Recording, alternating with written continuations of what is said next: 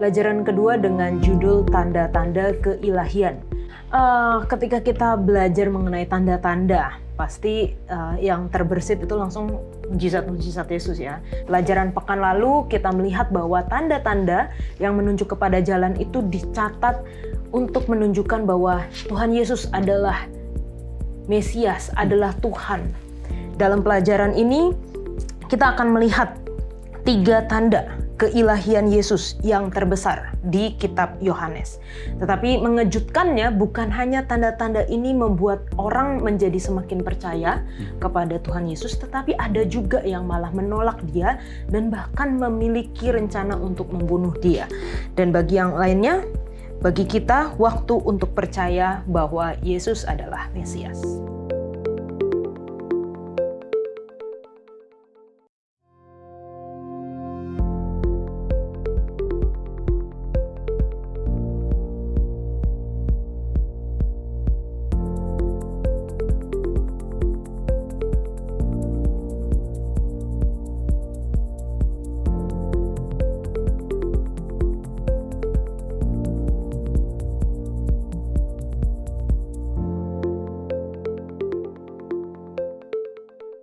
Selamat datang di Diskusi Sekolah Sabat, diskusi pembelajaran Alkitab yang mendalam untuk menguatkan iman kepercayaan kepada Tuhan. Senang sekali bisa terus menemani pemirsa di dalam pembelajaran Sekolah Sabat kita, Sekolah Sabat di triwulan terakhir tahun 2024 yang membahas mengenai tema-tema dalam Injil Yohanes. Terima kasih sudah datang ke studio untuk Pendeta dan juga Lana yang sudah hadir untuk berdiskusi bersama-sama, dan tentunya juga kita senang juga untuk menyapa ya teman-teman yang telah menuliskan di kolom komentar YouTube channel Diskusi Sekolah Sabat. Untuk yang pertama boleh minta Lana untuk membacakan. Oke, dari Brother Ben Hurchan, entah bahasa apa bagus dan ada terjemahannya di bawah, jadi saya mengerti karena dia dari Filipina. Puji Tuhan ya. Lalu selanjutnya dari Jamie Wauda, terima kasih diskusi pelajaran Sekolah Sabat, Tuhan memberkati Hope Channel, amin. Selanjutnya dari Luseh Mindung, terima kasih diskusi pelajaran Sekolah Sabat yang sangat jelas dan amat membantu saya untuk memahami message pelajaran Sekolah Sabat. Tuhan Yesus memberkati, dari Gereja SDA Kampung Liningkung, Telupit, Sabah. Amin, puji Tuhan. Yang dari Filipina ini menulis dengan bahasa Tagalog sebenarnya, tapi kita translate. Iya. Luar biasa. Oke, silakan Pendeta Saud. Oke, baik. Dari Melsi Maslim, dia katakan terbaik program ini sangat membantu saya memahami Sekolah Sabat sebagai guru Sekolah Sabat. Saya dari Gereja Seventh-day Adventist Manggatal, Kota Kinabalu, Sabah, Malaysia. Semoga Tuhan memberkati kita semua. Amin. Ada juga dari akun Shadow SH39. Terima kasih untuk pembahasan diskusi Sekolah Sabat. Sangat membantu menyiapkan bahan untuk dibagikan di kelas Sekolah Sabat di jemaat kami. Salam untuk semua dari SDA Pionir Tetei Minahasa Utara. Lalu ada juga dari Saudara Roy. Shalom, setiap saya mengikuti pelajaran Sekolah Sabat yang disampaikan oleh pendeta-pendeta lewat siaran video, sungguh menguatkan iman percaya saya terhadap ketuhanan Yesus yang menjadi Raja dan Juru Selamat dalam hidup saya. Dari Gereja Seventh-day Adventist, Taboh Baru, daerah Keningau, Sabah. Amin. Amin. Terima kasih. Pendeta Leroy, silakan. Baik, dari Boy ke Undap itu yang pertama. Shalom, puji Tuhan, saya sangat suka mendengarkan firman Tuhan melalui pelajaran Sekolah Sabat setiap hari. Saya mengambil waktu untuk mengikuti diskusi firman Tuhan melalui pelajaran Sekolah Sabat. Setiap hari loh ya. Saya lebih mengerti dan memahami kebenaran firman Tuhan. Nah, ini datang dari Saudara Boyke dari Manado, Sulut. Amin. Lalu datang dari Axel Ruhupati dari Ambon. Dia katakan terima kasih banyak atas diskusi pelajaran Sekolah Sabat yang sangat menginspirasi. Amin. Yang terakhir dari Willis Sui. Amin, puji Tuhan, terima kasih penjelasannya pendeta. Tuhan memberkati. Amin. Terima kasih teman-teman yang telah menuliskan di kolom komentar YouTube channel Diskusi Sekolah Sabat. Ini sungguh menguatkan kita juga ya, yang membacakan bahwa program ini dapat memberkati saudara-saudara di dalam pembelajaran secara pribadi. Tadi pendeta sebutkan setiap hari loh dia membaca, mendengarkan diskusi sekolah sahabat, juga di dalam jemaat. Tadi kan kita membaca ada beberapa yang mempersiapkan sebagai bahan diskusi di kelas sekolah sahabat, dan juga di dalam keluarga. Kami senang untuk mendapatkan kesaksian dari teman-teman semua. Dan tentunya seperti biasa kami menawarkan buku sekolah sahabat seperti yang ada di tangan saya ini secara cuma-cuma dikirimkan ke Anda semua yang rindu untuk belajar bersama dengan kami namun sulit mendapatkan akses kepada buku ini. Karena buku ini sebenarnya diberikan di gereja atau jemaat masing-masing, tetapi kalau Anda mungkin terlalu jauh dengan jemaat atau secara jarak ya, atau kebutuhan lainnya, silahkan langsung saja hubungi nomor call center Hope Channel Indonesia dan kami akan mengirimkan kepada Anda semua. Pelajaran kedua ini judulnya adalah tanda-tanda keilahian. Setelah pelajaran pekan lalu kita melihat bahwa tanda-tanda yang menunjuk kepada jalan itu dicatat untuk menunjukkan bahwa Tuhan Yesus adalah Mesias, adalah Tuhan. Dalam pelajaran ini kita akan melihat 3 tanda keilahian Yesus yang terbesar di kitab Yohanes. Tetapi mengejutkannya bukan hanya tanda-tanda ini membuat orang menjadi semakin percaya kepada Tuhan Yesus, tetapi ada juga yang malah menolak dia dan bahkan memiliki rencana untuk membunuh dia. Dan bagi yang lainnya, bagi kita waktu untuk percaya bahwa Yesus adalah Mesias. Injil Yohanes adalah salah satu dari 4 Injil dalam Perjanjian Baru yang memiliki keunikan tersendiri dalam menyampaikan pesan dan narasinya. Seperti halnya seluruh kitab suci, Injil ini datang atas kehendak Allah, bukan atas kehendak umat manusia. Ditulis oleh Rasul Yohanes, murid Yesus yang digunakan oleh Roh Kudus untuk menyampaikan banyak tema penting. Firman atau logos, terang, roti, air, Roh Kudus, kesatuan, mujizat-mujizat, kesaksian, dan nubuat. Tema-tema ini sangat meneguhkan dan menerangi satu sama lain di seluruh Injil. Berbeda dengan Injil Sinoptik yang lebih banyak berfokus pada peristiwa-peristiwa dalam kehidupan Yesus. Injil Yohanes seringkali memusatkan perhatian pada percakapan pribadi antara Yesus dengan hanya 1 atau 2 orang, seperti Nathanael, Nikodemus, wanita di sumur, orang lumpuh di kolam Bethesda, orang buta sejak lahir, Lazarus dan saudara perempuannya, Pilatus, Petrus, atau Thomas. Injil Yohanes akan membawa kita kembali kepada kehidupan dan pelayanan Yesus Kristus yang dengan mengenalnya adalah hidup kekal. Dengan fokus pada identitas ilahi, Yesus Sang Mesias, Tuhan dan Juru Selamat, dan kita akan melihat makna yang lebih dalam tentang tema-tema dalam Injil Yohanes.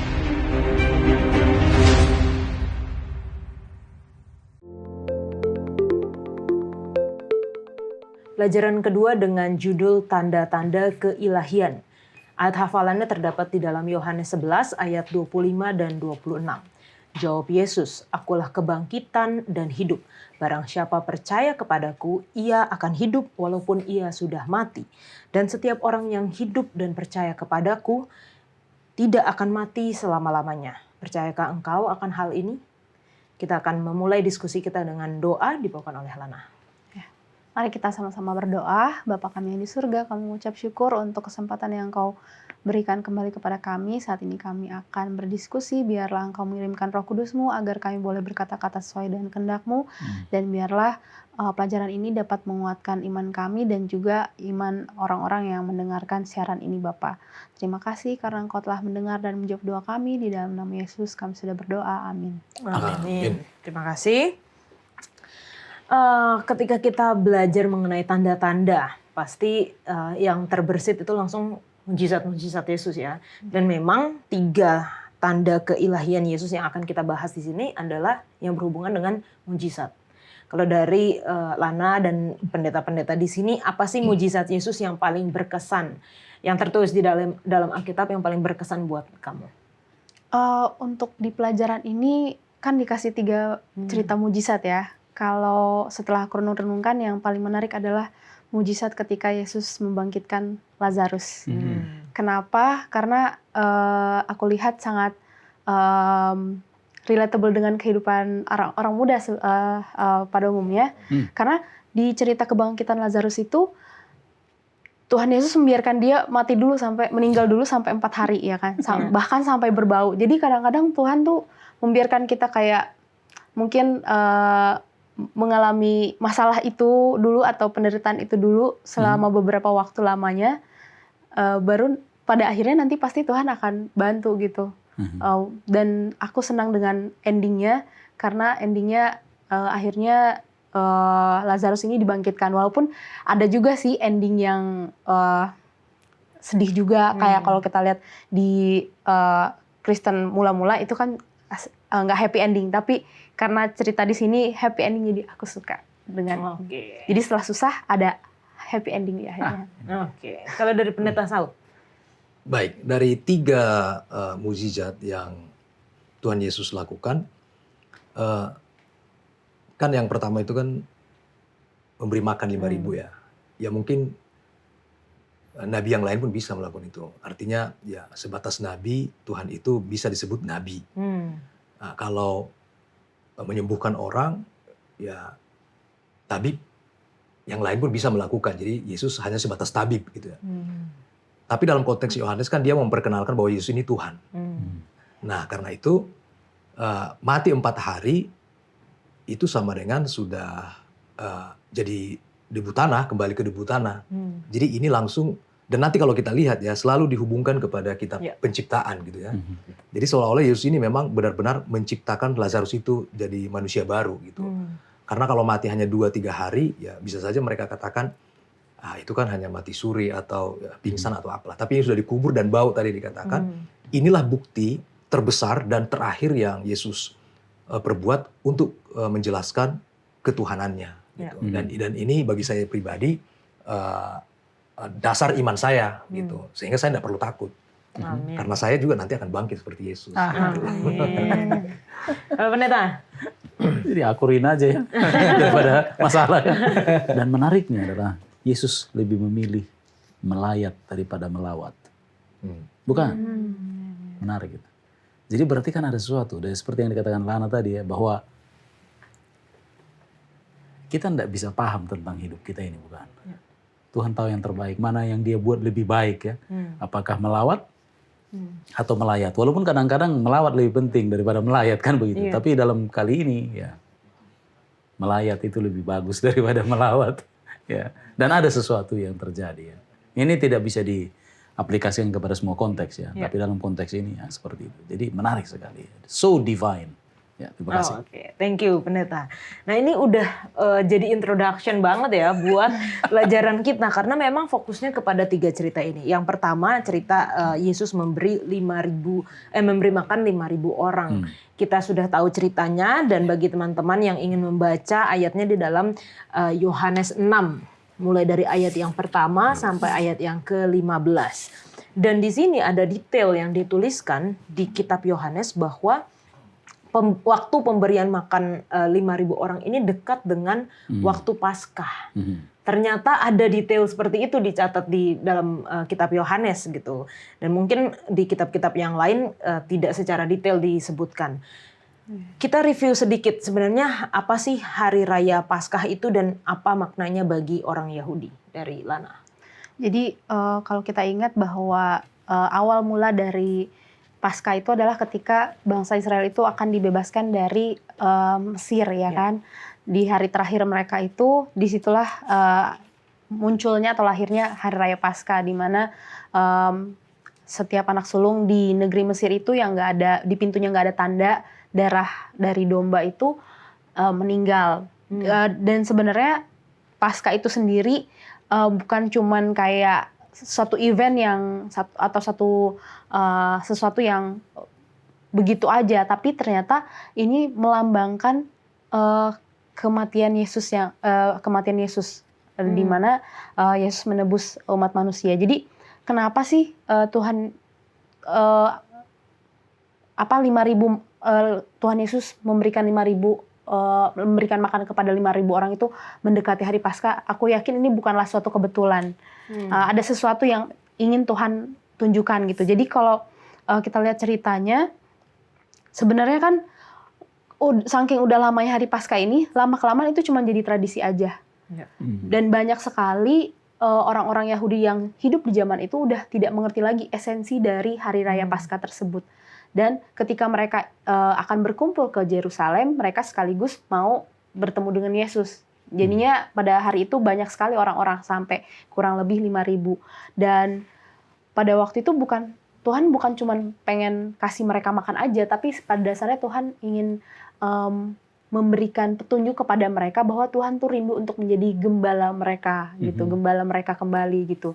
Karena Tuhan melihat bahwa bangsa Yahudi saat itu, walaupun mungkin banyak guru-guru agamanya,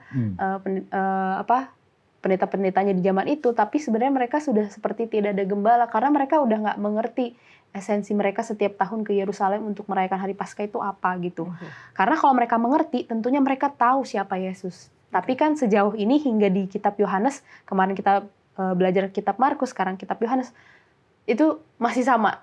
Mereka masih belum mengenali Yesus. Bahkan murid-muridnya pun masih tidak bisa menangkap maksud dari kedatangan Yesus. Pendeta, ada yang mau ditambahkan? Oke.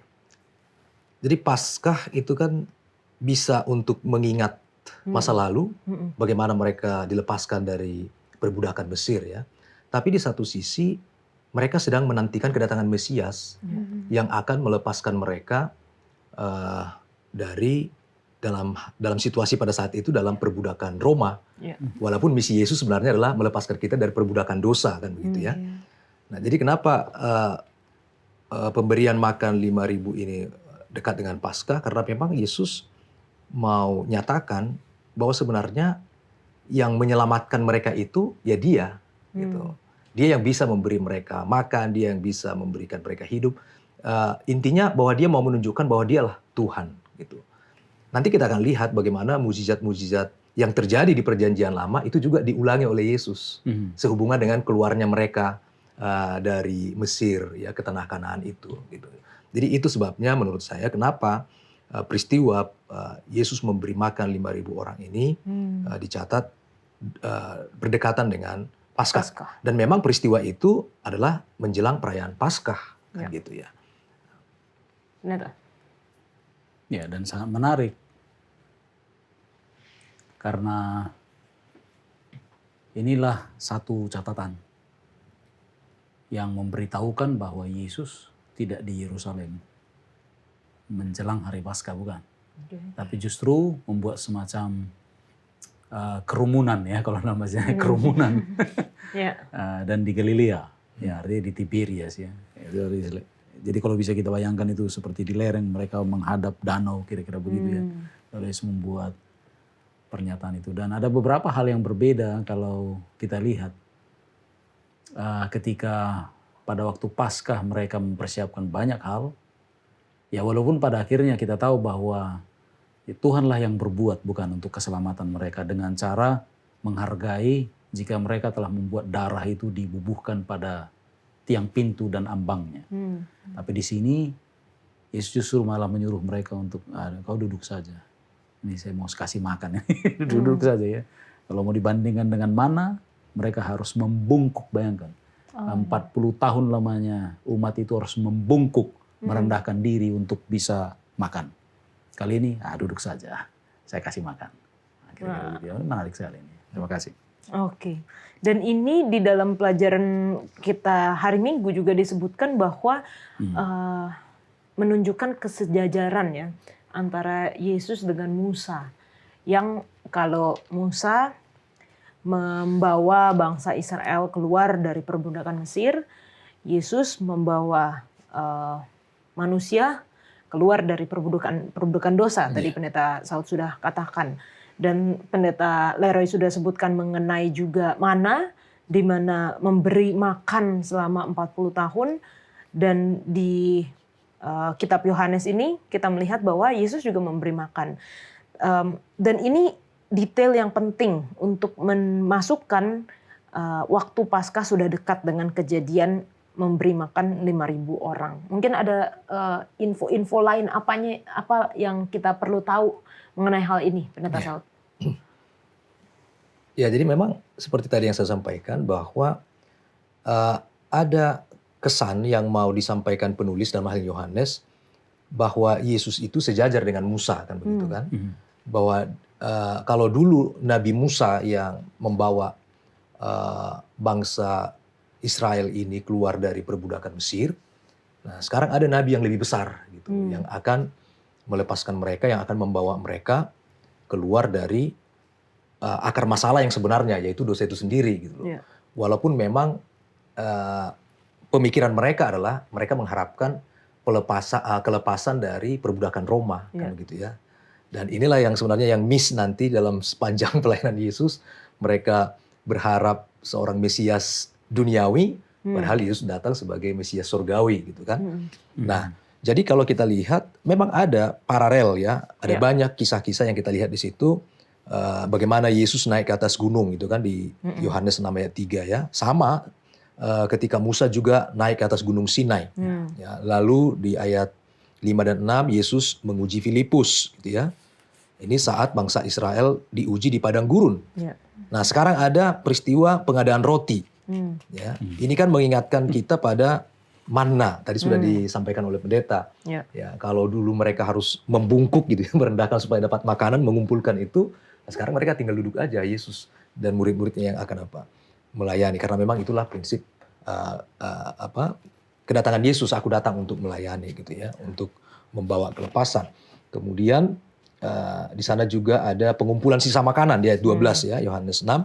Itu mengingatkan kita bagaimana bangsa Israel ini mengumpulkan makanan, kan begitu ya. Lalu ada 12 bakul sisa. Ini kan bukan hanya kebetulan ini, pasti ada maknanya. Kenapa harus 12 bakul gitu ya. Betul. Nah, dan ini peristiwa dilakukan kepada bangsa Israel yang akan berdekatan dengan Paskah. Nanti ada juga peristiwa di mana Yesus memberi makan 4.000 gitu ya. Dan di sana tidak dicatat ada sisa 12 karena bukan konteks untuk bangsa Israel. Nah, jadi dalam hal ini 12 bakul itu adalah jumlah 12 suku Israel. Gitu.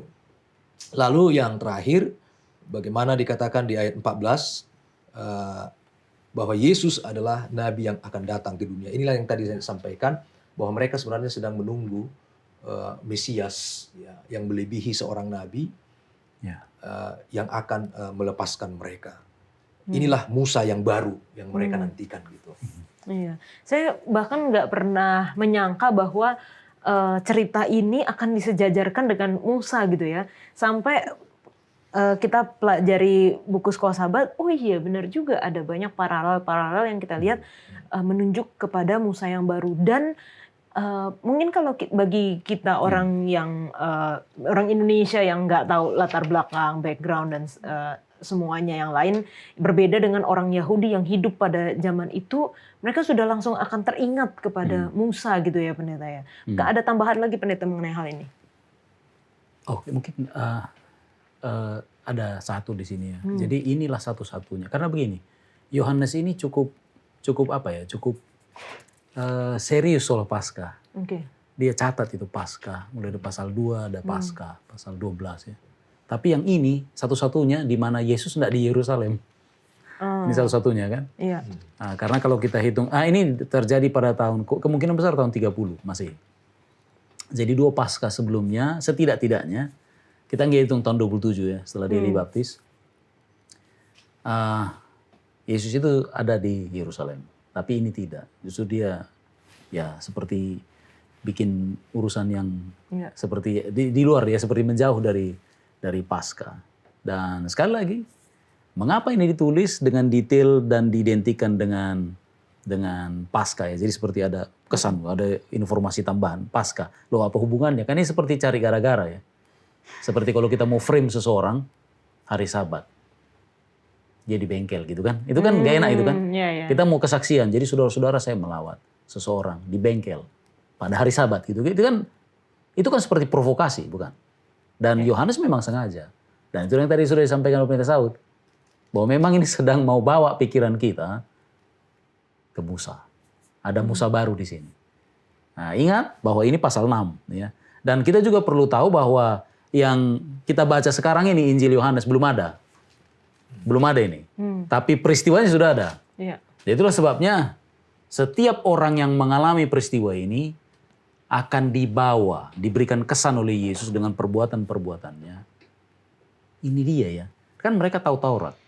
Mereka tahu yang Musa katakan bahwa nanti akan bangkit seorang dari antara kamu, nabi. Katanya kan? Iya. Seperti saya. Nah, itulah dia, Yesus, sang Iya. pemberi hukum. Oke, terima kasih pendeta untuk penjelasannya. Dan ceritanya berlanjut ketika sesudah Yesus memberi makan 5.000 orang itu, di ayat 22 sampai 24 itu orang banyak mencari Yesus karena mereka sangat terkesan ya dengan Yesus bisa memberi makan segitu banyak orang hanya dengan 2 ikan dan 5 potong roti.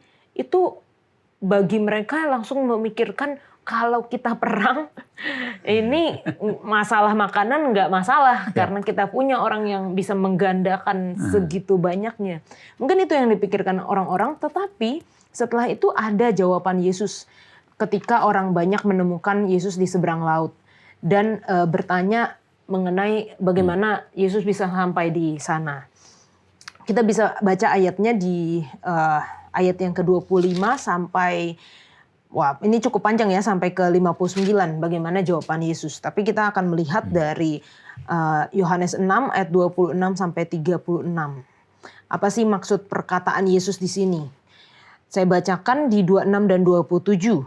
Yesus menjawab mereka, "Aku berkata kepadamu, sungguhnya kamu mencari aku bukan karena kamu telah melihat tanda-tanda, melainkan karena kamu telah makan roti itu dan kamu kenyang." Ayat 27, "Bekerjalah bukan untuk makanan yang akan dapat binasa, melainkan untuk makanan yang bertahan sampai kepada hidup yang kekal, yang akan diberikan Anak Manusia kepadamu, sebab dialah yang disahkan oleh Bapa Allah dengan materainya." Jangan kemana-mana teman-teman, kita akan lanjutkan diskusi kita setelah yang satu ini.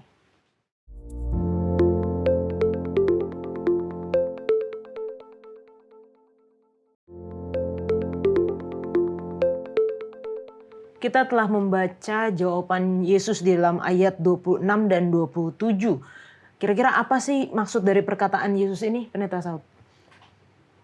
Ya, di ayat 27 dikatakan, "Bekerjalah bukan untuk makanan yang akan dapat binasa, melainkan untuk makanan yang bertahan sampai kepada hidup yang kekal, yang akan diberikan Anak Manusia kepadamu, sebab dialah yang disahkan oleh Bapa Allah dengan materainya." Tadi menarik Yola sampaikan di dalam dunia perang, ya, dan memang saat itu kan mereka ini sedang dalam penjajahan, jadi seringkali mereka ini ada pergerakan-pergerakan itu, pemberontakan untuk berperang supaya mereka lepas dari penjajahan Roma pada saat itu. Nah, 2 hal biasanya kalau dalam peperangan itu ya, kesulitan yang dihadapi dalam peperangan, memberi makan itu pasukannya gitu ya, dan mengobati atau menolong mereka yang terluka gitu, yang mati. Dan Yesus baru saja menunjukkan bahwa dia dengan mudahnya memberi makan gitu. Ya, Ya betul. kan?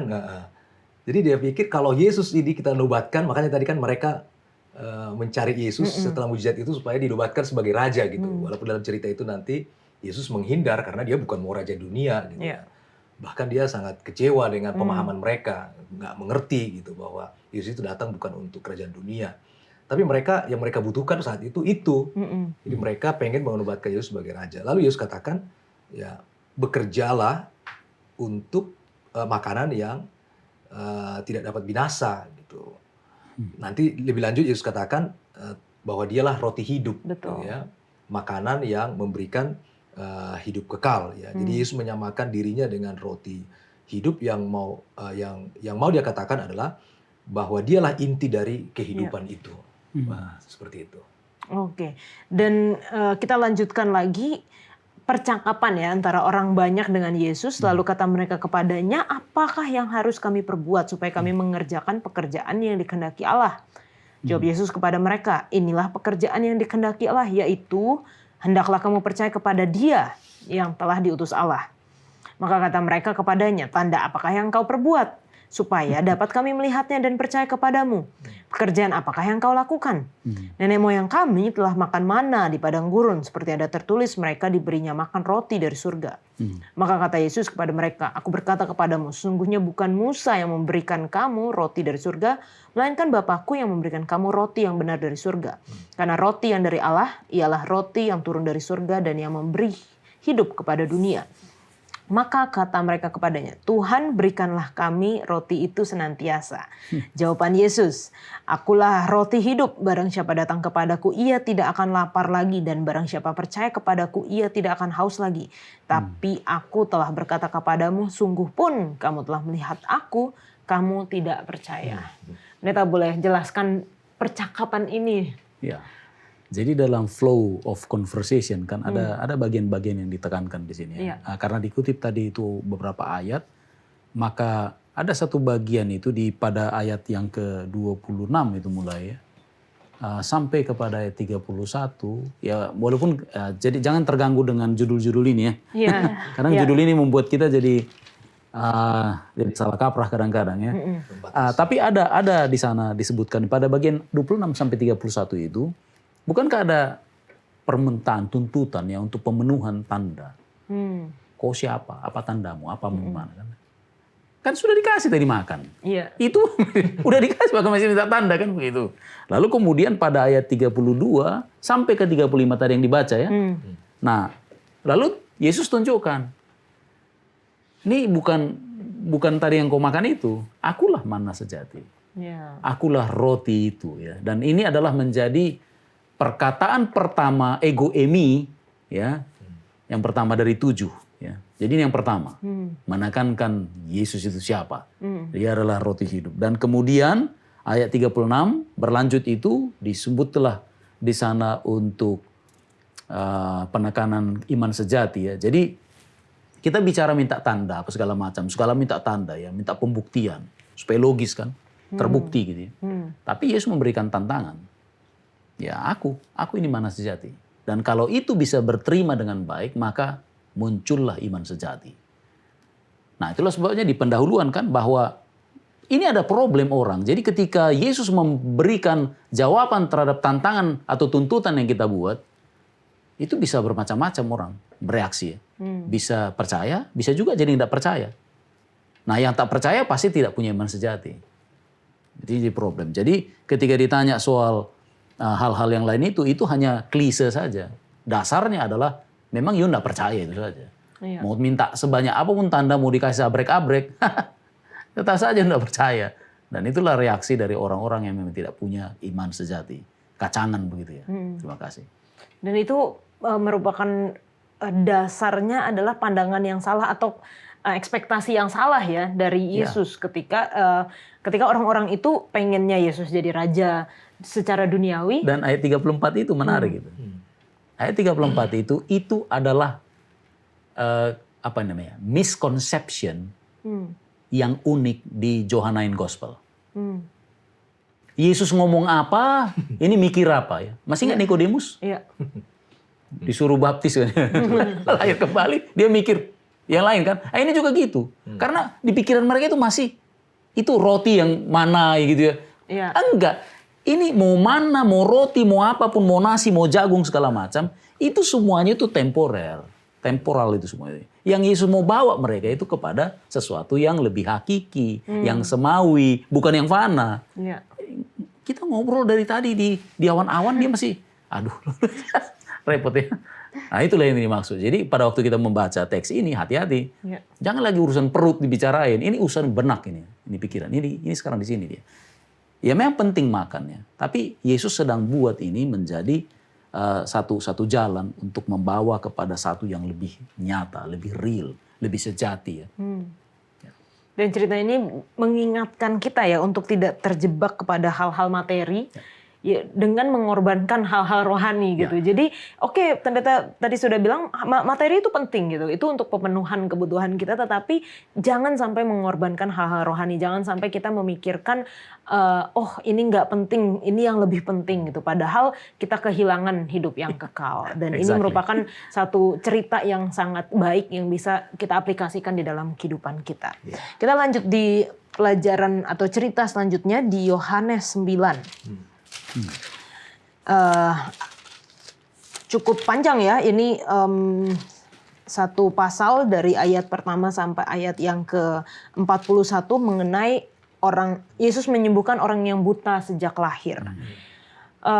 Kita bisa baca ceritanya, tapi mungkin kalau kita baca di awal, di ayat-ayat pertama, kedua begitu, murid-muridnya bertanya kepada Yesus, "Rabi, siapakah yang berbuat dosa, orang ini sendiri atau orang tuanya sehingga ia dilahirkan buta?"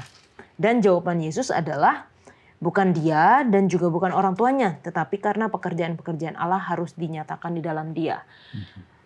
Mungkin pertanyaan bagi kita sekarang adalah, mengapa ada orang-orang yang terlahir disabilitas? Kita tahu bahwa itu adalah akibat dari dosa. Secara umum ya, itu adalah akibat dari dosa. Tapi bukan artinya dia yang berdosa atau orang tuanya yang berdosa atau orang tua dari orang tuanya yang berdosa, bukan. Tapi supaya sudah dijawab Yesus bahwa pekerjaan-pekerjaan Allah harus dinyatakan di dalam orang tersebut. Tetapi kan cerita ini happy ending tadi kalau Lana bilang, ya dia disembuhkan. Bagaimana dengan banyak orang yang di dalam kekurangannya, memang dari lahir kurang, itu tidak punya kesempatan atau tidak pernah disembuhkan, Lana? Jadi sebenarnya ya banyak faktor ya. Di sini Tuhan tidak ingin menyangkal bahwa adanya orang-orang terlahir disabilitas itu memang karena akibat dari dosa. Tapi untuk kasus ini, di cerita ini Tuhan ingin menyatakan kekuasaannya, sehingga orang ini akhirnya terlahir dan dipertemukan oleh Yesus. Lagi-lagi itu bukan satu kebetulan, karena memang ini sudah ditentukan oleh Tuhan untuk menyatakan pekerjaan Allah pada waktu itu. Dan kalau kita lihat di zaman sekarang, tentunya harus ada aplikasinya ya di dalam kehidupan kita yang sekarang ini. Yang pertama mungkin aku melihat bahwa kita seringkali pertanyaannya itu tidak pertanyaan menghakimi atau kayak kalau zaman sekarang tuh orang bilang julid gitu ya. Dengan kita selalu berpikir bahwa mindset kita sampai saat ini, bukan cuma waktu zaman bangsa Yahudi aja. Kalau orang sakit atau orang mungkin lahirnya nggak normal, itu selalu mikirnya, wah dia berdosa nih kali ini. Jadi sedangkan pada dasarnya mungkin ada misi khusus yang Tuhan berikan kepada orang-orang tersebut untuk menyatakan pekerjaan Tuhan. Jadi aku juga melihat beberapa waktu lalu ada satu gereja yang gereja ini isinya orang-orang yang disabilitas gitu. Tapi ternyata itu tidak membatasi mereka sehingga mereka tidak bisa menginjil. Bahkan kalau dilihat kayaknya penginjilan mereka lebih baik daripada orang-orang yang mungkin terlahir normal. Jadi pada dasarnya kalau dari cerita ini bisa dilihat bahwa Tuhan bisa menggunakan siapa saja untuk menyatakan pekerjaannya. Termasuk orang-orang yang mungkin dilahirkan secara disabilitas. Disitulah Tuhan ingin menunjukkan bahwa tidak ada yang bisa membatasi orang-orang tersebut asalkan hidupnya diserahkan kepada Tuhan. Dan mungkin pelajaran bagi kita yang orang normal yang melihatnya adalah, oh dia aja bisa dengan gampangnya, dengan mudahnya Tuhan arahkan untuk melakukan pekerjaan Tuhan kan. Tapi kenapa kita yang normal ini suka sulit untuk diarahkan untuk mengerjakan pekerjaan Tuhan? Nanti kita akan belajar di pelajaran selanjutnya bagaimana nih perbedaan antara orang buta dengan orang-orang yang sebenarnya bisa melihat secara fisik tapi buta dalam kerohaniannya. Benar.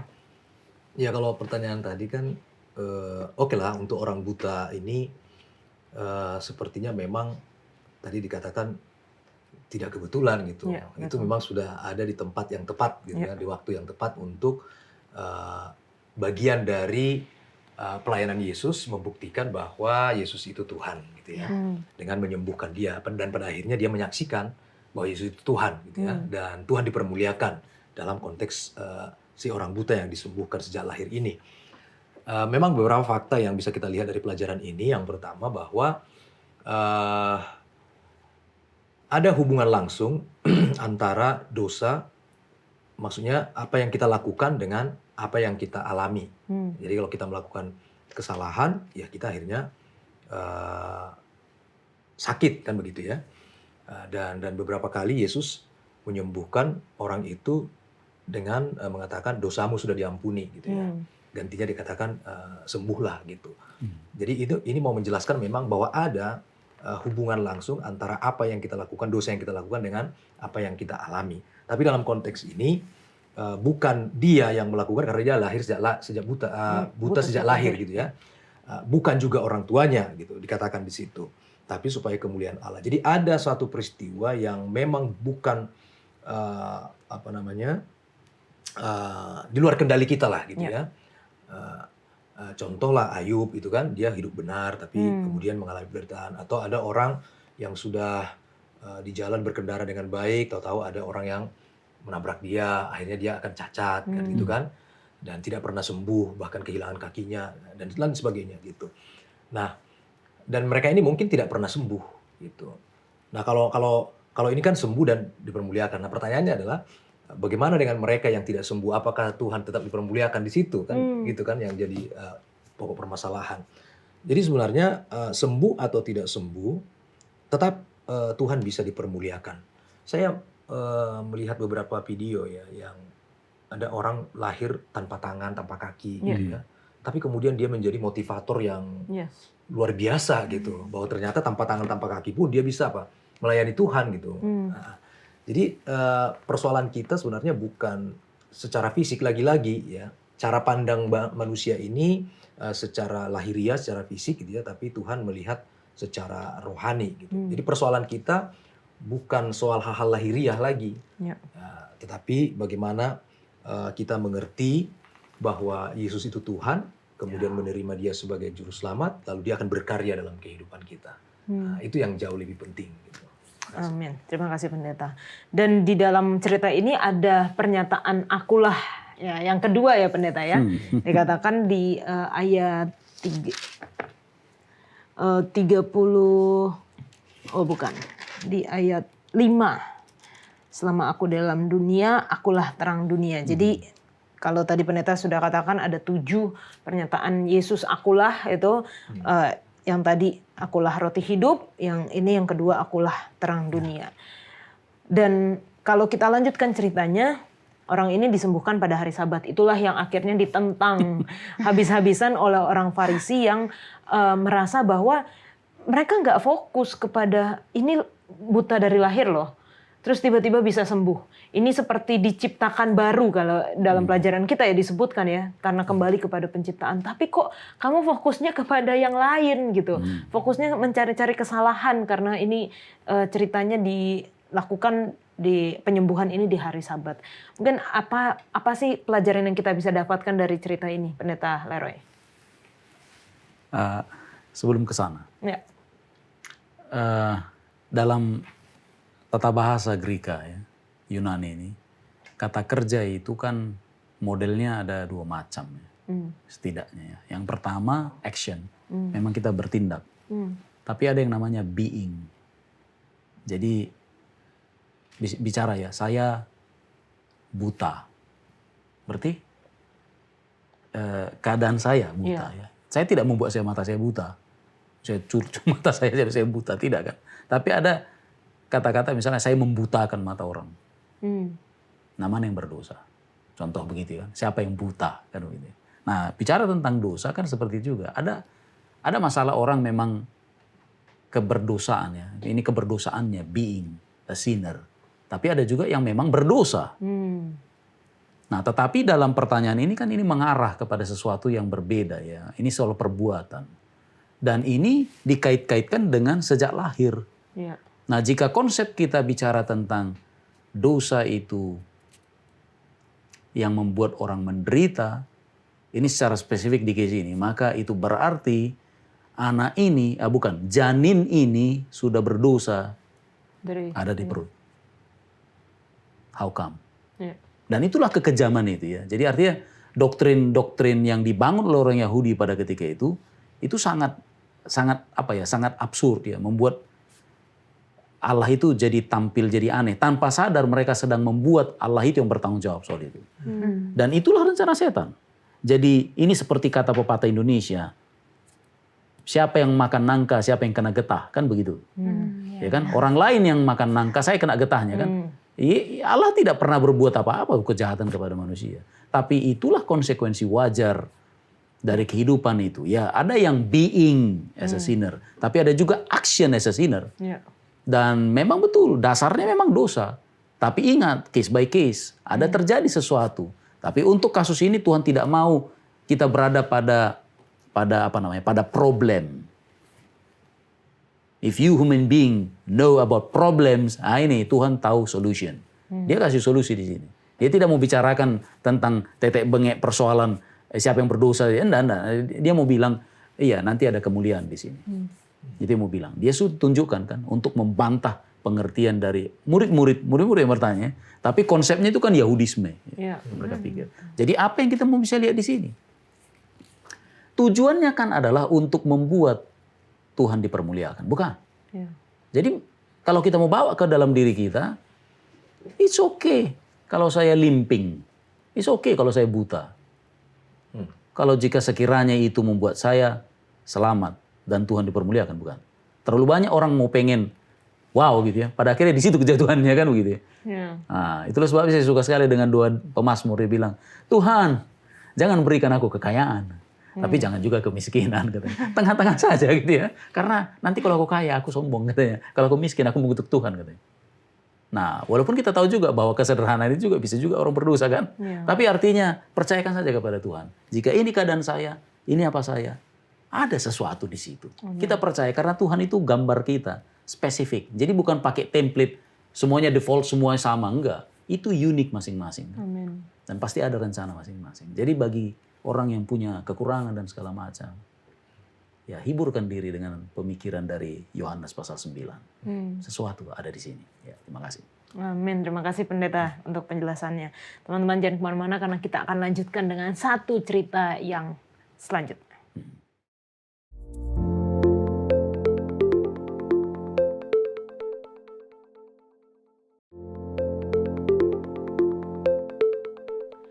Yohanes 11, Lazarus dibangkitkan. Kita semua tahu ceritanya bagaimana Yesus ketika mendengar bahwa Lazarus sakit menunda 2 hari untuk pergi ke sana. Lagi-lagi seperti cerita sebelumnya supaya pekerjaan Allah dinyatakan di dalam dia. Dan akhirnya Lazarus dibangkitkan. Tapi kalau misalnya kita melihat sebenarnya siapa sih sebenarnya Lazarus ini? Karena di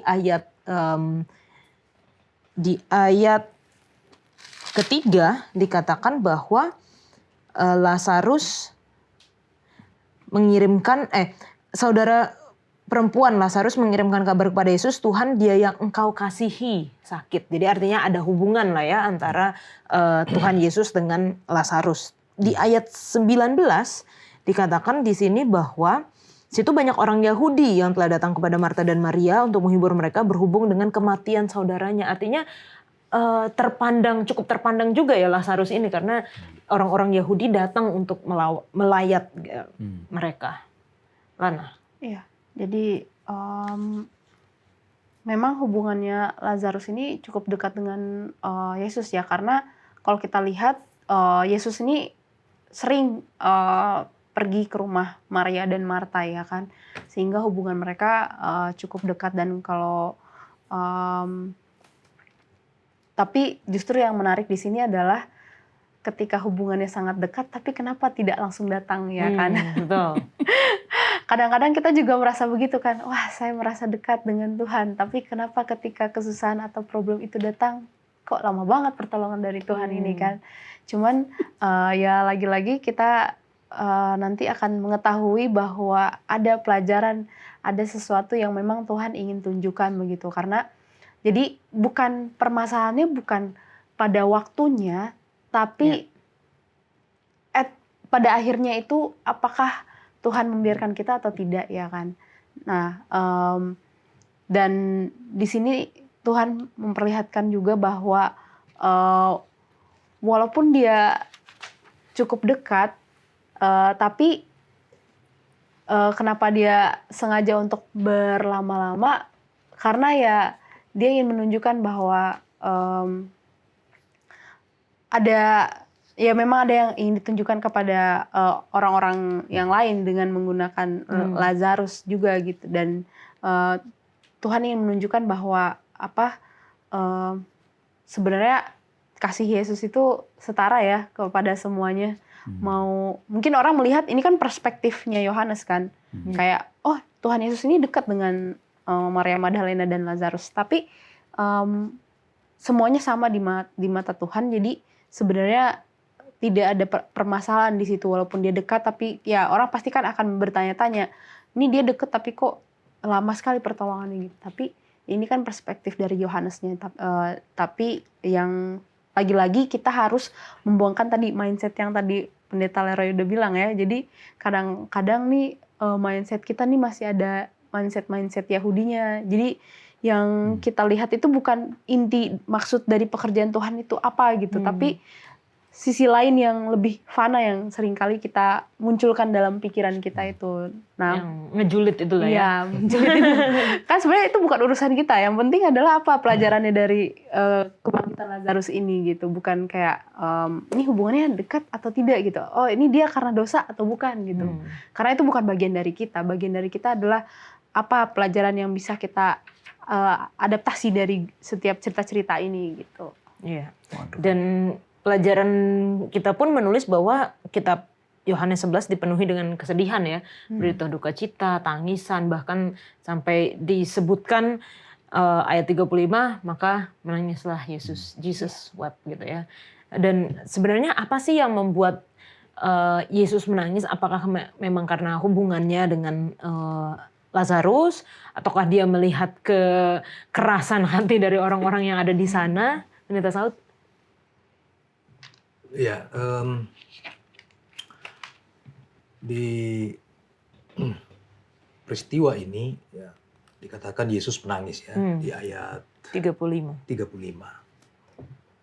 Tapi sebelum ayat 35 itu yang menyebabkan dia menangis adalah di ayat 33. Ketika Yesus melihat Maria menangis dan juga orang-orang Yahudi yang datang bersama-sama dia, maka masgullah hatinya.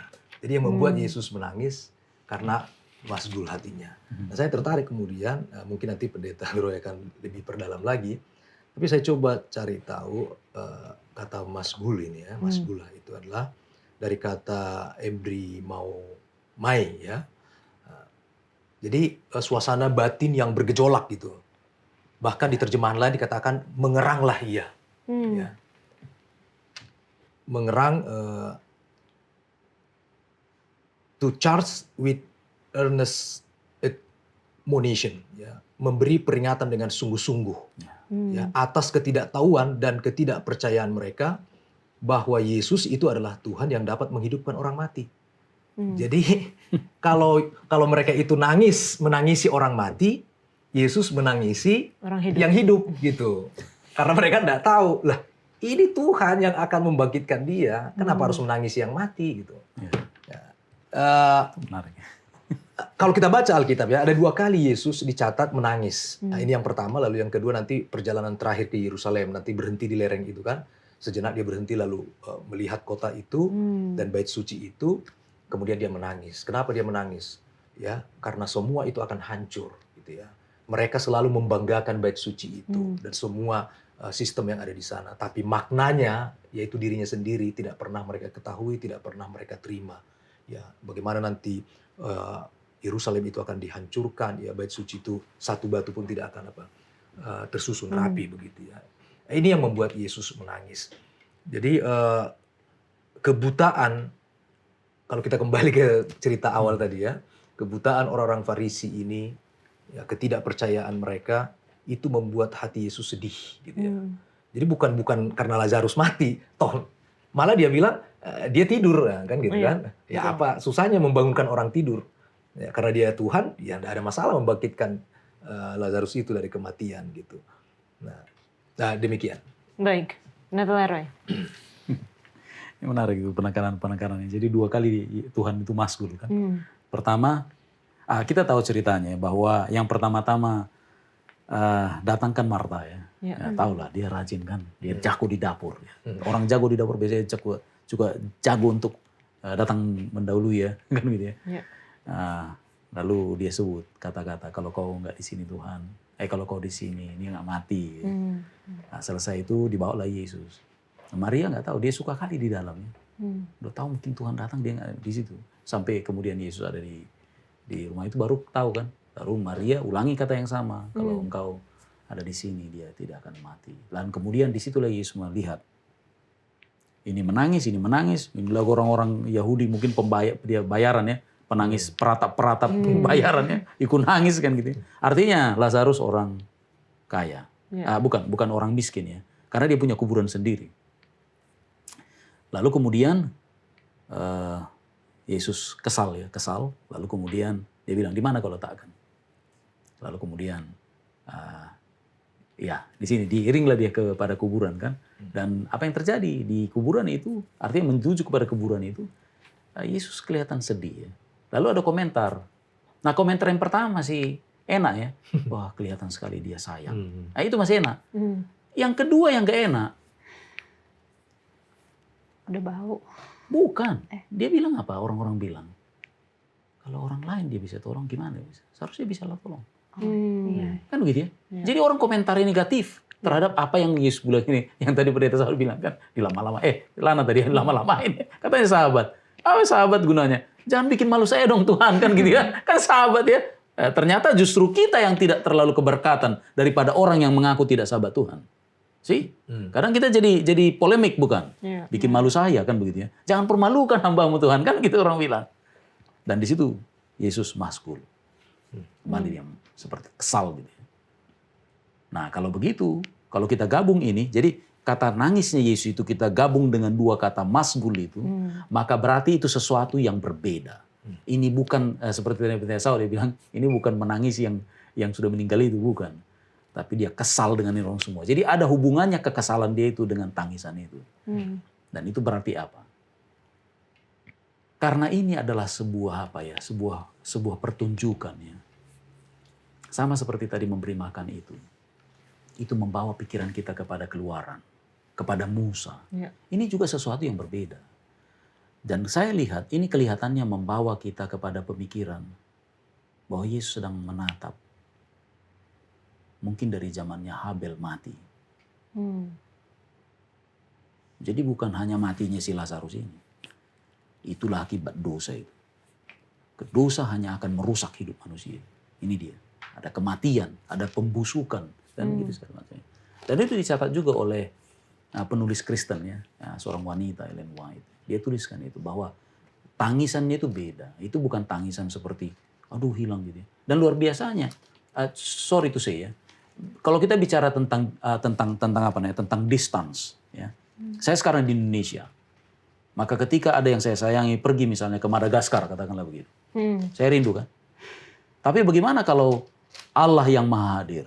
Apa bedanya dia ada di Jakarta dengan ada di Madagaskar? Ada bedanya? Nggak ada bedanya. Dia ada di mana aja. Kemanapun aku pergi ada di situ, saya ada di situ. Dulu-duluan aku di situ. Nah sama seperti itulah. Jadi Yesus ini soal keterpisahan dengan orang, ya menurut orang itu. Karena dia tahu hidup matinya kan. Ada dulu di zaman saya kecil dia hidup dan matiku ada di tangan Tuhan. Jadi itu satu teologi yang keren itu ya. Jadi bagi kita tidak ada terpisah, tidak ada yang bisa memisahkan kita dengan Tuhan, bukan? Jadi nggak untuk apa sedih dengan Lazarus yang sudah mati? Ini dia tahu dia bisa bangkitkan kok. Betul. Mau kapan? Hah? Tapi ya orang lihat seperti Yesus cengeng di situ ya. Nah, dia lebih menangisi orang ini yang hidup-hidup ini yang nggak ngerti nih tentang apa yang sedang terjadi dalam hidup mereka ya. Bukan dalam. Jadi terlalu banyak urusin orang lain, urusan dia sendiri. Ya, itu yang sering Yesus lihat ya. Luar biasa ini cerita. Terima kasih. Baik, terima kasih Pendeta. Dan kita melihat dari ketiga cerita ini ya, walaupun kita nggak bisa baca detail dan kita nggak bisa bahas secara detail, tapi kita melihat bahwa tanda-tanda ini seharusnya sudah merupakan bukti yang kuat akan keilahian, ketuhanan dari Yesus. Tapi kok masih ada gitu. Kalau mungkin saya di sana, saya udah terkesan sekali gitu. Saya udah langsung percaya, mungkin.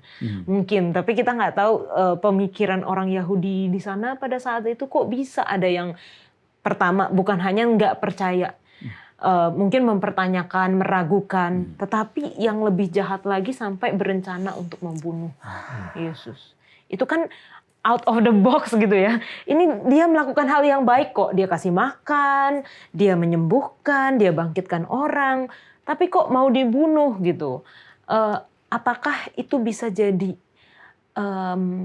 itu bisa terjadi di zaman kita sekarang? Sesuatu yang harusnya kita melihat hal yang baik, tapi kok kita malah memilih untuk melakukan yang tidak baik gitu. Ana? Oh, sangat bisa terjadi. Iya.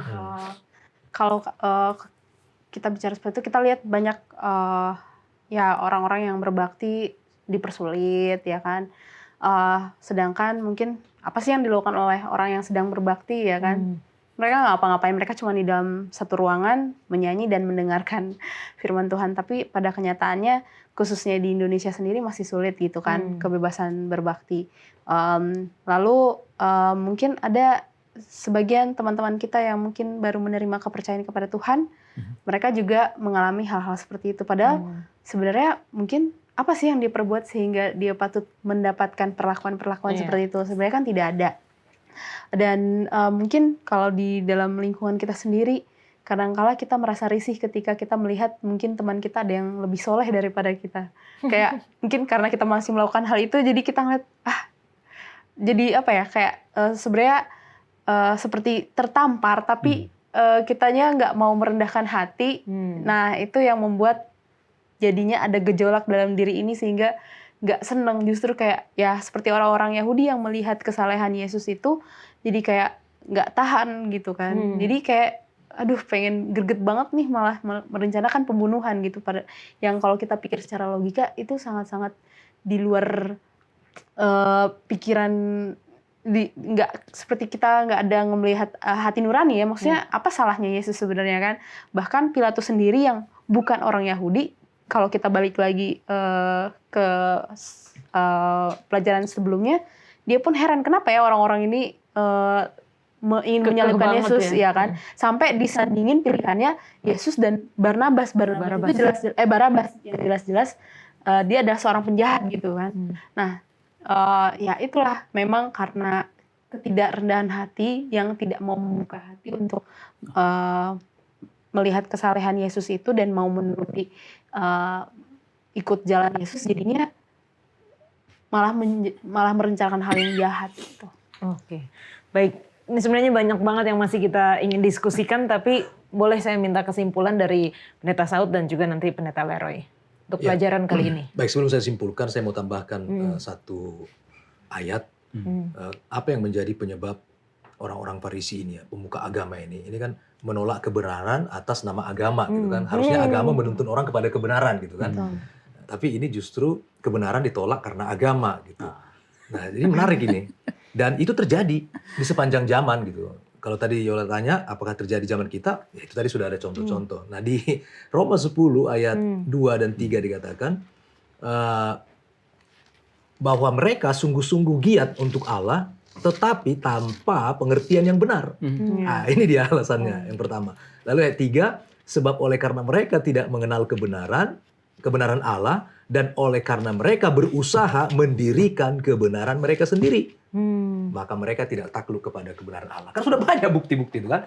Mujizat kebangkitan Lazarus, ya, itu benar-benar mati. Kalau mujizat ada di Nain, ya, disembuhkan, kemudian putri Yairus, itu kan baru mati tuh ya, 1-2 jam, mungkin 1 hari lah katakan. Mereka bisa katakan, itu kan mati suri gitu, belum mati benaran. Ini sudah 4 hari dan Yesus sengaja menunda itu, tujuannya untuk itu, ya, supaya benar-benar ini mati dan sekarang bangkit. Jadi kebangkitan Lazarus adalah mujizat terakhir yang Yesus lakukan. Dan ini adalah bukti terkuat, ya, yang menyatakan bahwa Allah itu bahwa Yesus itu adalah Allah, Yesus itu adalah Tuhan. Tapi kenapa mereka masih menolak? Itu tadi alasannya. Nah, kesimpulan bagi saya adalah, dan aplikasi bagi kehidupan saya, dengan semua bukti-bukti yang ada di dalam Alkitab, saya percaya bahwa Yesus itu Tuhan. Ya. Lalu kemudian saya akan menyerahkan hidup saya sepenuhnya kepada Dia. Dia yang akan menggunakan saya untuk kemuliaan Dia. Kalaupun nanti suatu saat saya harus mati, ya, saya tidak perlu takut.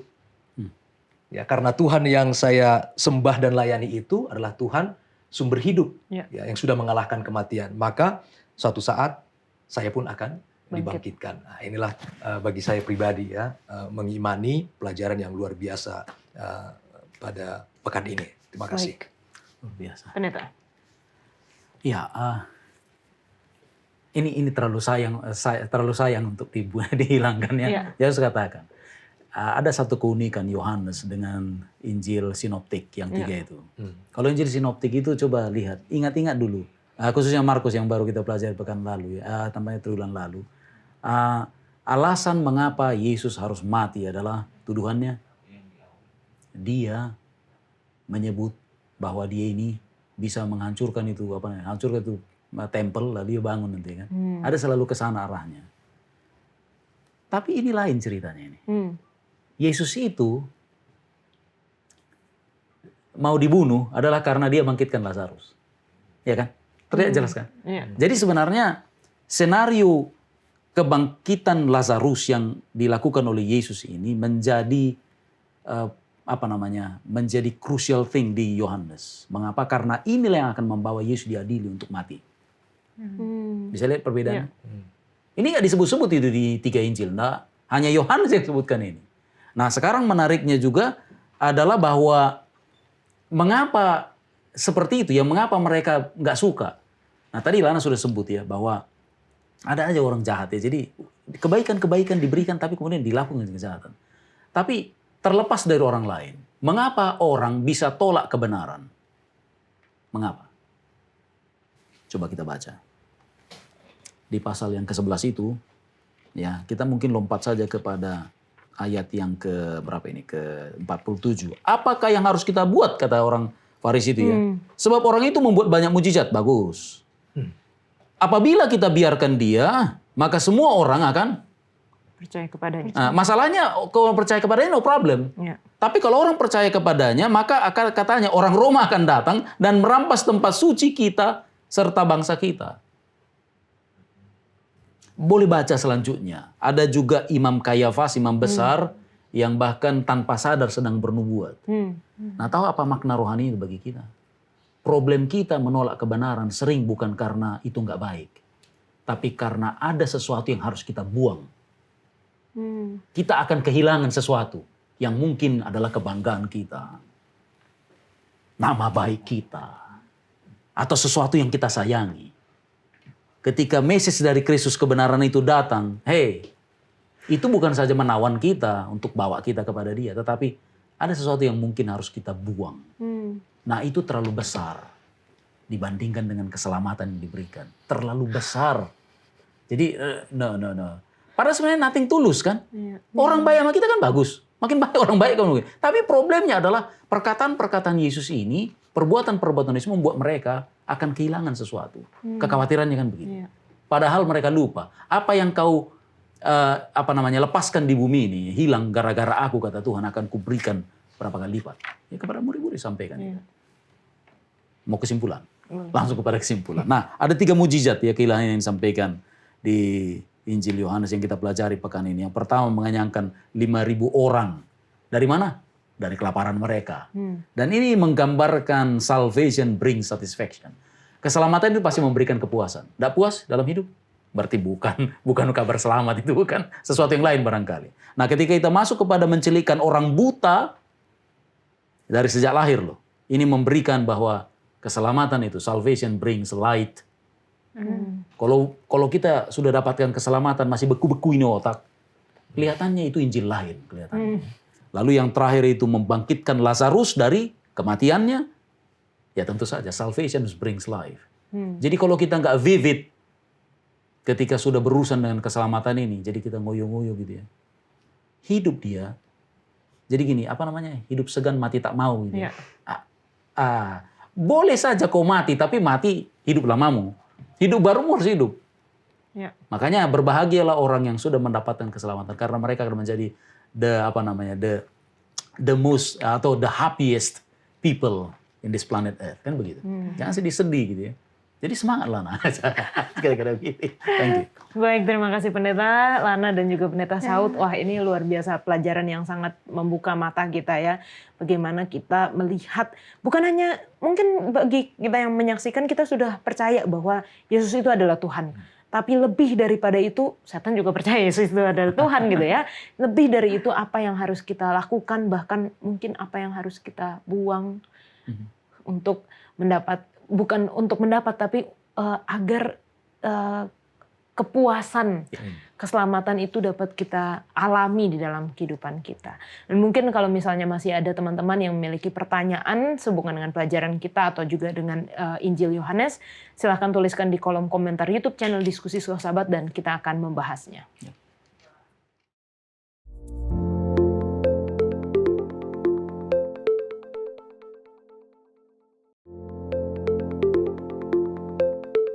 Baik, saat ini kita masuk di dalam sesi tanya jawab bersama dengan narasumber kita Pendeta Alberto Tolalesi. Terima kasih Pendeta. Terima kasih Kak Yola. Sudah bersedia untuk menjawab pertanyaan dari teman-teman yang telah menuliskan di kolom komentar YouTube channel Diskusi Sekolah Sahabat. Dan meskipun kita sudah masuk di pelajaran yang baru, pelajaran tentang Yohanes, Injil Yohanes ya Pendeta, ternyata masih ada beberapa pertanyaan yang tertinggal di kitab Markus. Iya.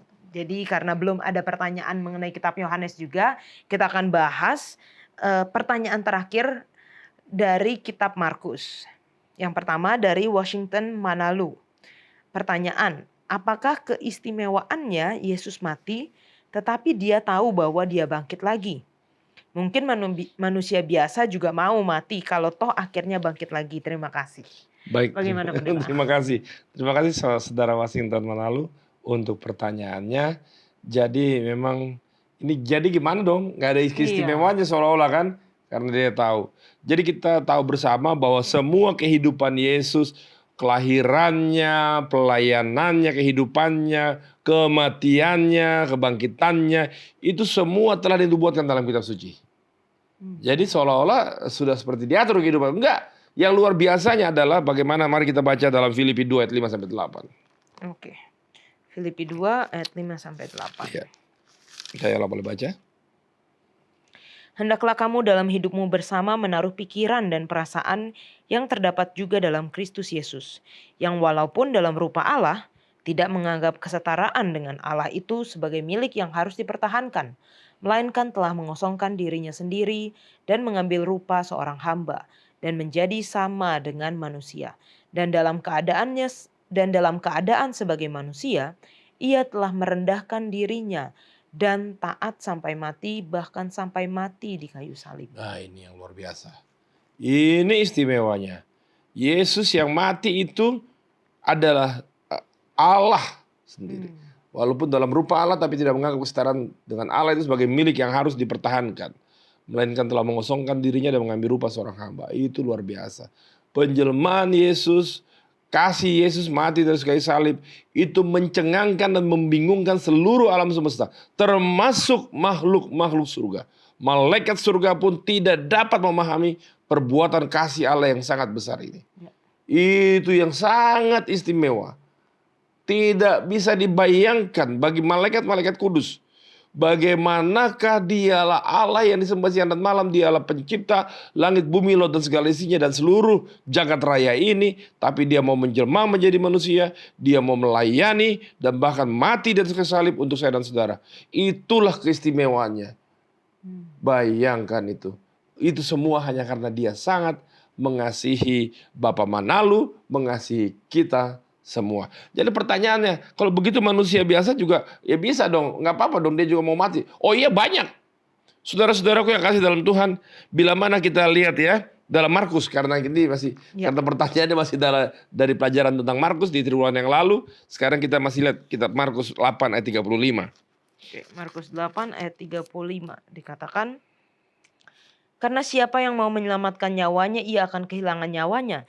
Tetapi barang siapa kehilangan nyawanya karena aku dan karena Injil, ia akan menyelamatkannya. Baik, terima kasih. Jadi kata Pak Manalu, manusia biasa juga mau dong. Oh jelas banyak yang mau. Tapi yang percaya sama Injil. Yang mati karena Injil, yang betul-betul setia dengan Tuhan. Dan yang mengasihi Tuhan, banyak sekali yang berani mati. Oh, catatan sejarah gereja menunjukkan. Ya, rasul-rasul itu banyak yang mati, dihukum mati. Jadi para martir juga ini banyak sekali yang dihukum mati. Jangankan itu, di dunia modern pada saat sekarang ini juga ada beberapa orang yang rela mati untuk Injil. Karena kenapa? Yang rela untuk menyerahkan nyawanya, karena aku, kehilangan nyawanya karena aku, dia akan mendapatkannya. Kehidupan kekal yang Tuhan janjikan. Akan dibangkitkan. Itu kepastian. Baik, Terima kasih pendeta. Kak Yola. Jadi sebenarnya kita itu nggak perlu takut ya, Oh, nggak nggak perlu perlu. takut mati, asal kita berada di dalam Tuhan. Berada di dalam Tuhan. Karena kita akan dibangkitkan dan kita akan Amin. memiliki hidup kekal. Amin. Amin. Baik, terima kasih. Pertanyaan kedua, dan ini pertanyaan terakhir untuk kitab Markus, pendeta. Iya, Jadi semua. untuk yang selanjutnya kita akan sudah kitab Yohanes ya, pendeta ya. Shalom, mengapakah murid-murid Yesus tidak sedia untuk menerima kebangkitan Yesus? Adakah murid-murid itu tidak percaya dengan kata-kata Yesus bahwa Yesus akan bangkit pada hari yang ketiga? Baik, terima kasih banyak ini Bapak Martin Gambidau ya yang bertanya. Mari kita buka Markus pasal yang ke-9 ya. Ya. Bagaimana kehidupan daripada murid-murid ini ya. Padahal dia sudah dikasih tahu. Coba dulu baca ayat 32 Markus pasal 9 ayat 32 ya. Markus 9 ayat 32. Boleh Kak Yola baca? Baik. Mereka tidak mengerti perkataan itu, namun segan menanyakannya kepadanya. Lihat itu. Ya. Jadi padahal di ayat sebelumnya ya, ayat 31 lah kita baca ya. Sebab ia sedang mengajar murid-murid, jadi ia berkata kepada mereka, anak manusia akan diserahkan ke dalam tangan manusia dan mereka akan membunuh dia dan 3 hari sesudah ia dibunuh, ia akan bangkit. Tapi mereka tidak mengerti. Itu lihat. Apa yang terjadi dengan mereka? Kenapa mereka jadi tidak mengerti? Lihat ini. Coba Markus 9 ayat 34. Pasal yang sama. Kayak Allah boleh baca. Tetapi mereka diam sebab di tengah jalan tadi mereka mempertengkarkan siapa yang terbesar di antara mereka. Itu masalahnya. Jadi perkara-perkara yang Yesus sudah beritahukan kepada mereka bahwa dia akan dibunuh, dia akan mati, dan dia akan bangkit pada hari yang ketiga, tapi tetap mereka tidak konsentrasi mendengar arahan-arahan itu. Kenapa? Mereka lagi sibuk dengan kemauannya sendiri. Mereka lagi sibuk untuk memikirkan dirinya sendiri. Mereka lagi sibuk untuk berpikir siapa yang terbesar di antara kita. Sehingga mereka nggak siap. Waktu Yesus bangkit mereka heran. Saudara-saudaraku yang kasih dalam Tuhan. Ini bahayanya kita juga. Boleh jadi kita ke gereja. Setiap hari kita dengar firman. Ya, jadi tapi kalau yang fokusnya adalah untuk diri. Untuk hidup kita. Untuk siapa yang terbesar. Untuk segala keperluan kita. Itu firman bisa kita lupakan semuanya. Karena konsentrasinya adalah untuk kepentingan diri. Jadi tidak seperti itu hidup kekristenan. Jadi harus belajar untuk mendengar pembahasan yang sebelumnya. Kenapa mereka akhirnya tidak berani untuk mengambil sikap untuk menguburkan Yesus? Mereka sendiri lari kok. Kenapa mereka lari? Karena mereka tidak berdoa. Konsentrasi mereka beda sekali dengan yang Yesus inginkan. Tapi setelah peristiwa-peristiwa yang terjadi dan setelah Yesus bangkit kembali, Alkitab mencatat bahwa mereka berubah dari kehidupan mereka. Mereka nggak lagi pikir diri mereka sendiri. Dan kita tahu bersama. Seluruh Alkitab ya setelah Injil menceritakan. Mulai dari kisah para rasul. Dan pelayanan-pelayanan rasul-rasul. Sangat luar biasa. Terima kasih Kak Yola. Iya. Itu pertanyaan yang sebelumnya ya pendeta ya. Jadi mengapa murid-murid itu takut tidak mau tidak menguburkan Yesus, dan sini pertanyaannya agak nyambung sedikit. Kenapa mereka tidak siap juga dengan kebangkitan Yesus padahal sudah dikasih tahu.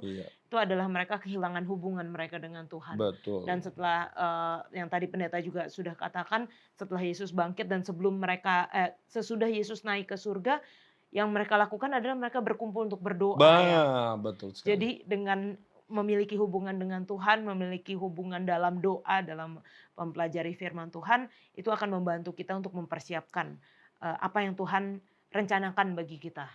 Iya. Baik. Dan konsentrasi hidup mereka, bila mana kita lihat sebagaimana Yohanes Pembaptis katakan bahwa biarlah ia semakin besar dan aku semakin kecil. Paulus katakan bukan lagi aku yang hidup dan Kristus yang hidup di dalam aku. Jadi konsentrasi murid-murid setelah kebangkitan itu, setelah peristiwa itu semua, dan mereka berdoa dengan sungguh-sungguh memohon janji Tuhan bahwa engkau tunggu, nanti engkau akan menerima kuasa, dan mereka berdoa dan kuasa itu diturunkan dengan kecurahan Roh Kudus, dan setelah itu kehidupan mereka baru. Mereka hidup untuk memuliakan Tuhan. Seperti lagu bilang, hidup hanya kesempatan hanya sekali, hidup akan menjadi berkat. Jadi kehidupan kekristenan bukan lagi konsentrasi untuk diri, tetapi konsentrasi untuk menjadi berkat, untuk memuliakan Tuhan. Sehingga kita tidak akan pernah kehilangan satu arahan pun dari kitab suci ini.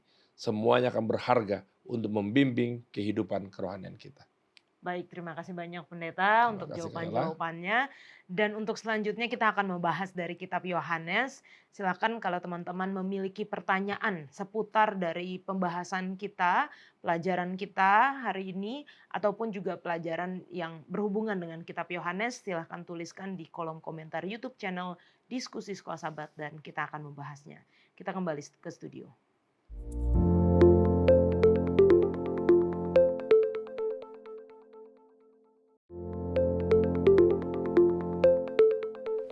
Untuk menutup diskusi kita akan berdoa dipimpin oleh Pendeta Leroy. Kita berdoa, Bapa di sorga, kami bersyukur karena mengenal Yesus Kristus. Dan kami rindu ya Bapa agar kami terus bertumbuh bukan saja di dalam pengetahuan, tetapi juga bertumbuh dalam pengalaman bersama dengan Yesus. Mujizat yang sudah disampaikan, 3 di antaranya. Dan ini yang terbesar dalam menampilkan Yesus, yang adalah Allah sendiri. Ini akan membuat kami celik mata secara rohani, agar penerimaan kami terhadap Yesus akan membuang anasir-anasir dosa, segala keengganan dalam diri, agar kami terus bertumbuh bersama dengan Tuhan dan sedia untuk diselamatkan. Kami berdoa secara khusus ya Bapa agar kiranya kebutaan kami boleh digantikan dengan pencelikan mata rohani, sehingga kami boleh melihat terang yang ajaib, sukacita yang besar, dan kepuasan di dalam keselamatan yang Bapa percayakan kepada kami. Terima kasih Bapa di sorga untuk pembelajaran pada saat ini. Di dalam nama Yesus kami berdoa. Amin. Amin. Terima kasih Pendeta Leroy, Lana dan juga Pendeta Saud sudah berdiskusi bersama. Kiranya pelajaran kita dapat bukan hanya sebagai pengetahuan, tapi dapat menumbuhkan iman kita, hubungan kita dengan Tuhan. Kita akan bertemu di pelajaran selanjutnya. Tuhan Yesus memberkati.